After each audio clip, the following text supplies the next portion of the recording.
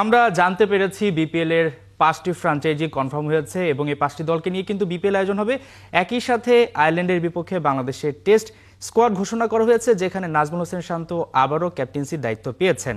BPL এর দলগুলো কেমন করবে, বিসিবির বা আয়োজন কিরকম, প্রিপারেশন কিরকম এবং টেস্ট স্কোয়াডটা কেমন হলো, এই বিষয়ে কথা বলতে চাই। এই বিষয়ে কথা বলতে আমাদের স্টুডিওতে আছেন ক্রীড়া সাংবাদিক ফয়সাল তিতুমির। ফয়সাল তিতুমির, গুড মর্নিং এবং স্বাগত জানাচ্ছি একাত্তর খেলা যোগে। সবার আগে জানতে চাই, বিপিএল এ আমরা মনে করেছিলাম এবার বেশ কয়েকটা দল নিয়ে ভালো মানের একটা আয়োজন হবে এবং বড় একটা ফাইট আমরা দেখার অপেক্ষা ছিলাম, কিন্তু শেষ পর্যন্ত বাছাই করে মাত্র 5টা দল পেলাম। আমার প্রশ্নটা হলো, সবাই তো মোটামুটি নতুন, দু একটা ফ্র্যাঞ্চাইজি বাদে, পেশাদারিত্বটা বজায় রাখা তো বেশ কঠিন হতে পারে, কিংবা হয়তো উল্টোটা, নতুন বলে হয়তো সহজ হতে পারে, কারণ পুরনো আসলে অনেক কিছুই ঠিক মতো হচ্ছিল না, পেশাদারিত্ব ঠিকঠাক থাকছিল না। সেই বিপিএল থেকে আসলে অনেক কিছুই নতুন করে করতে চাইছে বাংলাদেশ ক্রিকেট বোর্ড, বিসিবি। সাধারণত যে কথাগুলো কথার কথা থেকে যেত, আমরা ইন্টিগ্রিটি ঠিক রাখবো, আমরা কোনো রকম মানে সমস্ত রকম বিতর্ক থেকে দূরে থাকবো, কিন্তু সেটা প্রতিবারই এড়ানো সম্ভব হতো না। কিন্তু এইবার বিসিবির একটা আপ্রাণ চেষ্টা আছে। শুরু থেকেই অনেকগুলো দলের কথা বলা হচ্ছিল, 11টা আবেদন পড়েছিল, সেখান থেকে 8টা শর্টলিস্ট, কিন্তু বিসিবি কিন্তু শুরু থেকে বলেছিল তারা 5টা দল, হয়তো 5টা বা 6টা দল শেষ পর্যন্ত বাছাই করবে। শেষ পর্যন্ত সেটাই হয়েছে।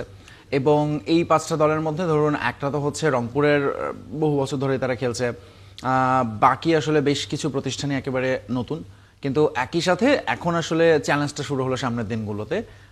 বেশ কিছু বিষয়, যে কথাগুলো এতক্ষণ ধরে বা এতদিন ধরে বিসিবি বলে এসেছে, সেগুলো এবার ইমপ্লিমেন্টেশনে যাওয়া। যদিও এখনো আরও একটা ইওআই হবে, আরও একটা গ্যারান্টি মানি দেওয়ার একটা সময়সীমা দেওয়া হবে। তারপরে বিসিবি এরকম ইঙ্গিত দিয়েছে যে সেটাও না হয় 4টা দল নিয়েও বিপিএল হতে পারে। তবে হোপফুলি সেরকম কিছু হবে না, হয়তো এই 5টা দলই শেষ পর্যন্ত থাকছে।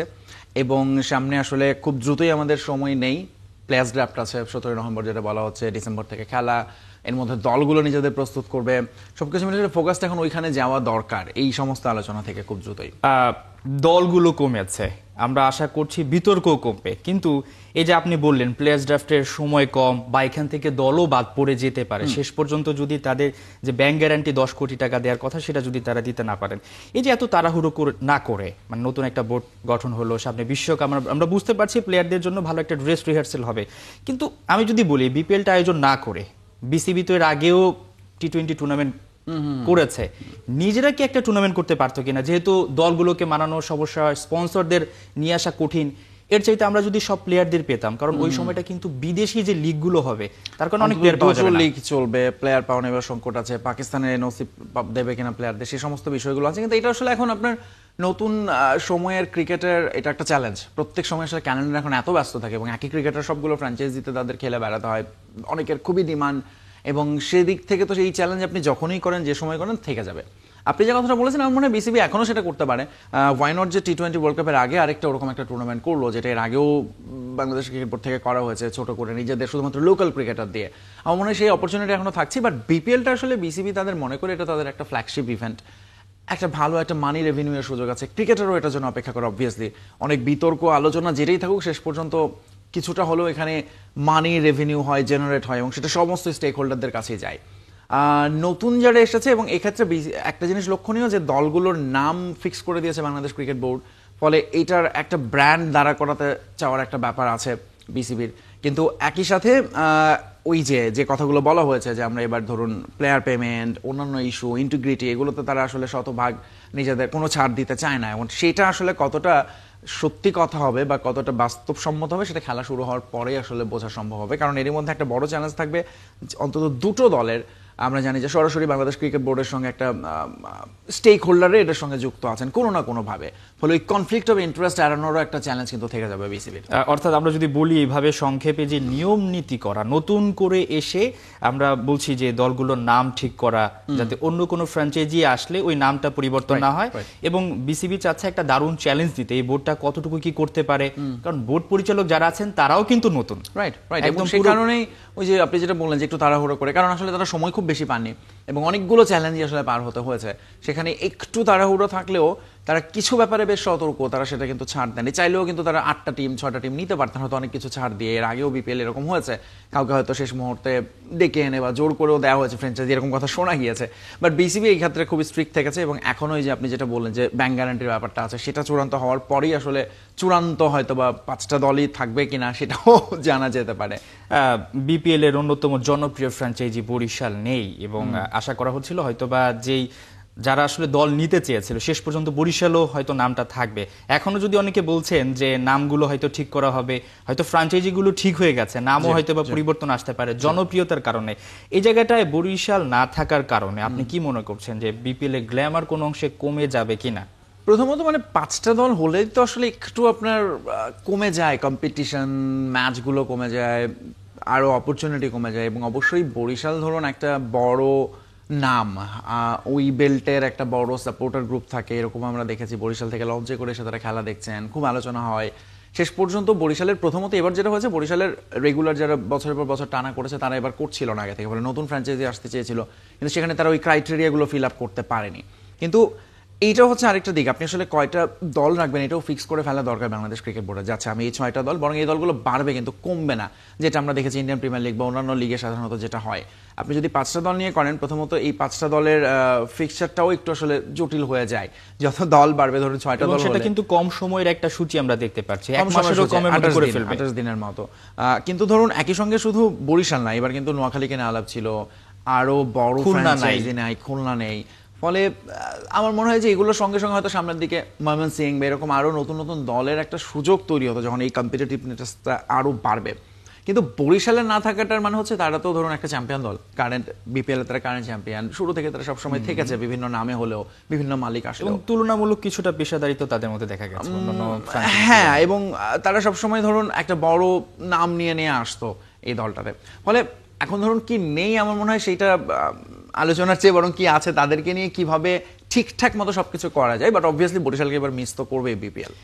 আমরা 7টা ফ্র্যাঞ্চাইজি ছিল গতবার, এবার 5টা, 2টো কমে গেছে। আপনি বলছিলেন যে শুরুতেই বিপিএল এর আমেজটা কমে গেছে, সেক্ষেত্রে 2টো দল থাকলে তো আরো বেশি প্লেয়ার আমরা খেলাতে পারতাম। এই জায়গাটায় যে প্লেয়াররা, তাদেরকে সঠিকভাবে নিয়ে আসার একটা চ্যালেঞ্জ থাকবে, কারণ ড্রাফট এবং যদি দলগুলো ভালো মতো গঠন করা না হয়, হয়তোবা বিশ্বকাপে আপনি যে প্লেয়ারদেরকে নজরে রাখছেন তারাই হয়তোবা ড্রাফটে দল পেল না।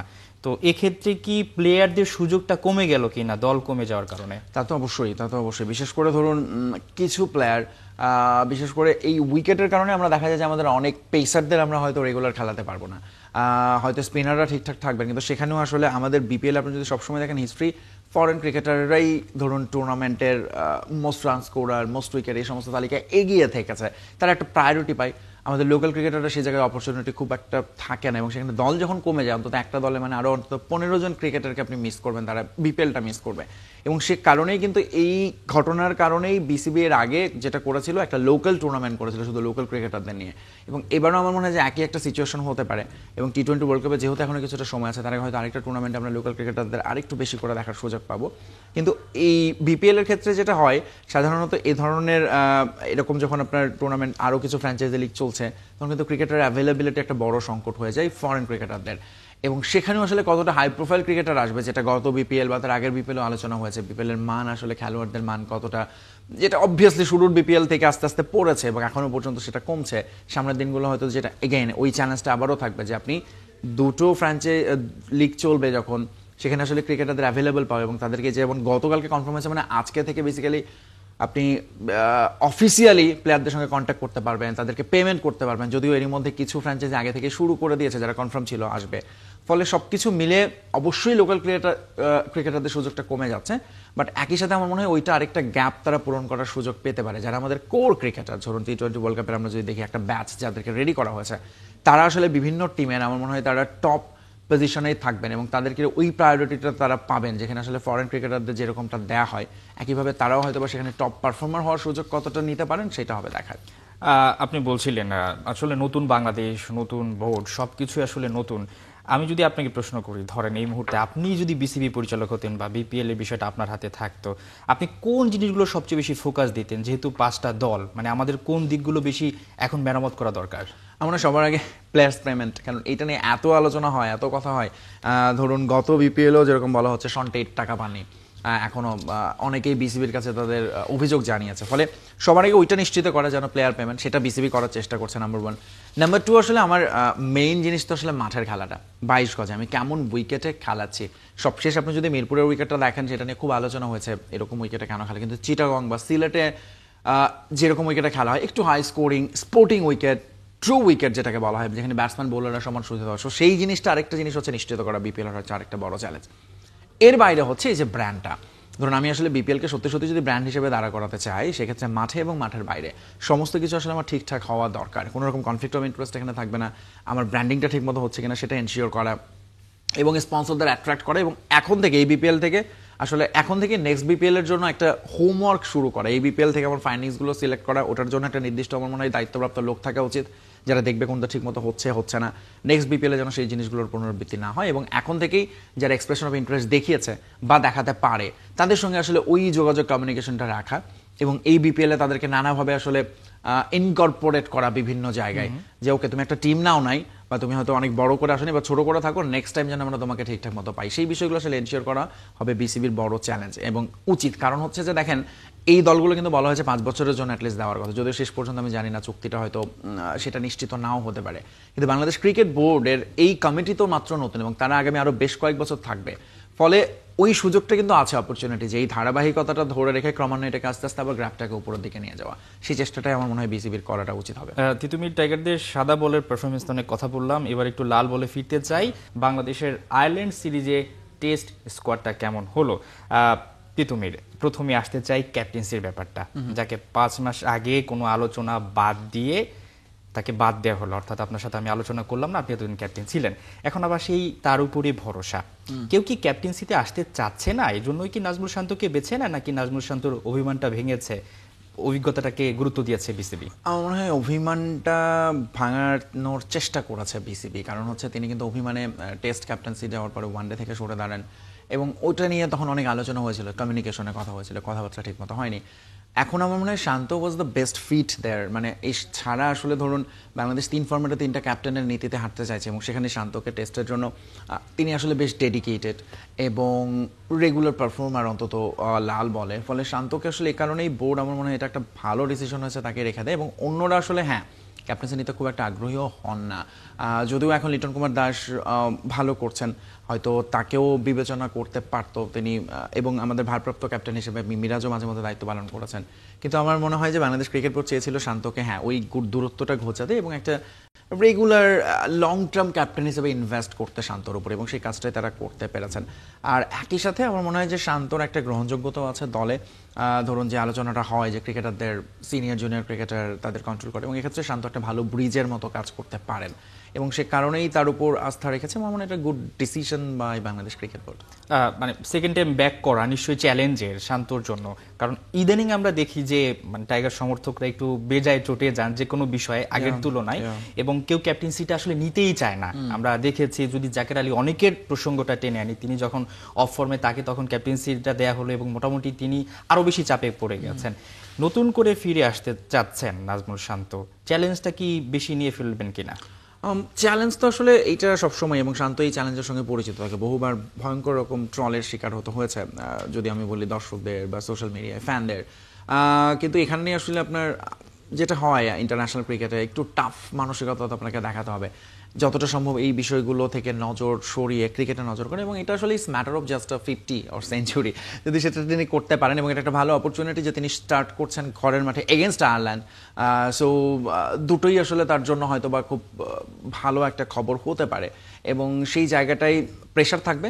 বাট শান্তর ওই যে পারফরমেন্স একটু ব্যাট হাতে আমার মনে হয় যে তিনি যদি নিজেকে আরেকটু হয়তো রিদমে পান, তাহলে সেই প্রেশারটা তিনি নিজে অনেকটা রিলিজ করে ফেলবেন, এবং সেই জায়গাটাই নাজমুল হোসেন শান্ত একই সাথে মানে চ্যালেঞ্জটা হবে যে অনেক কিছুই আসলে নতুন হয়তো এই সিরিজে আমরা দেখবো, টিম ম্যানেজমেন্টও হয়তো তারা কীভাবে অ্যাপ্রোচ করে, সব কিছু মিলে শান্তর উপর প্রেশার থাকলেও যেহেতু দলটা আয়ারল্যান্ড এবং ঘরের মাঠে খেলা, সেটা একটা অ্যাডভান্টেজ হতে পারে বাংলাদেশ দলের জন্য। সাদা বলে টাইগাররা ব্যস্ত ছিল, 5 মাস পর আবারও লাল বলের ক্রিকেটটা শুরু হচ্ছে, পুরো দলের জন্যই আসলে একটা চ্যালেঞ্জ। যদিও কয়েকজন ক্রিকেটার এনসিএল এ খেলছেন, মুশফিকের 100তম সেঞ্চুরি। মুশফিকের শততম টেস্ট অপেক্ষায় আছে, টেস্ট হ্যাঁ সেঞ্চুরির অপেক্ষায় আছে আমরা। দুটো 98 টেস্ট খেলেছেন আর দুটো টেস্ট হলো, মানে এটা একটা দারুণ দারুণ ব্যাপার, একটা বিরাট বড় মাইল ফলক বাংলাদেশের হয়ে 100 টেস্ট খেলা, যেটা বাংলাদেশ যেখানে টেস্টের পরিমাণে খুব কম টেস্ট খেলে এবং অত রেগুলার টানা খেলে যাওয়াটা নিজেকে ফিট রেখে, Mushfiqur Rahim is a great example এবং তাকে হয়তো বা অন্য ক্রিকেটাররা অবশ্যই ফলো করতে চাইবেন। তবে আরেকটা বিষয় কিন্তু আলোচনা আছে, গুঞ্জন ফিসফাচে, মুশফিকের আসলে শততম টেস্ট খেলার পর তিনি কোনো সিদ্ধান্ত নেন কি না ন্যাশনাল টিম থেকে রিটায়ারমেন্টের, এই আলোচনাটাও আছে। আমার মনে হয় সেটাও হবে আরেকটা দেখার বিষয় যে মুশফিক কি করেন তার ইয়েটা। বাট একই সাথে এটা একটা বড় উপলক্ষ বাংলাদেশ দলের জন্য এবং আয়ারল্যান্ডের বিপক্ষে ধরুন এই টেস্টটা দিয়ে বাংলাদেশ দল হয়তো আবারও লাল বলে, আমাদের সময়টা খুব একটা ভালো যাচ্ছিল না রিসেন্টলি, প্রবাবলি সেই জায়গাটা আবারও বাংলাদেশ ভালো করা ফিরবে এবং আমরা আশা করছি মুশফিকুর রহমানের কাছ থেকে আমরা আরো বেশি সার্ভিস পাবো। ফয়সাল তিতুমির, আপনাকে অসংখ্য ধন্যবাদ আমাদের সময় দেওয়ার জন্য। দর্শক, আমরা আলোচনা করছিলাম বিপিএল এর ফ্র্যাঞ্চাইজি গুলো আসলে কেমন হলো এবং একই সাথে বাংলাদেশের টেস্ট স্কোয়াডটা কেমন হলো।